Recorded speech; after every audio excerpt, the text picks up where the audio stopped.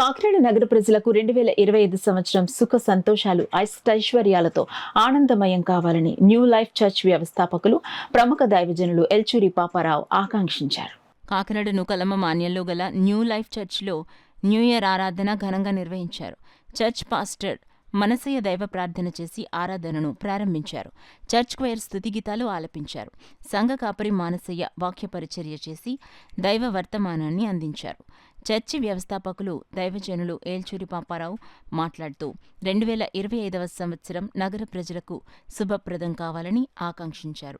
మాజీ NGO association అధ్యక్షులు బూరిగ ఆశీర్వాదం పాపారావుకు పుష్పగుచ్చం అందించి నూతన సంవత్సర శుభాకాంక్షలు తెలిపారు.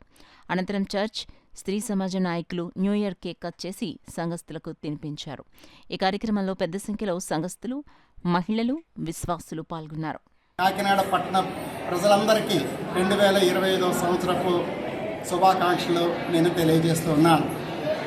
ఈ 2025 సంవత్సరం మన యొక్క పట్టణము బాగా అభివృద్ధి చెందాలని, స్మార్ట్ సిటీ ఇంకా బాగా అభివృద్ధి చెందాలని, మంచి పరిపాలన అధికారులు మరి ప్రజాప్రతినిధులు ఆ మహాదేవుడు వారి ద్వారా మనకి దయచేయాలని నేను ప్రార్థిస్తూ ఉన్నాను.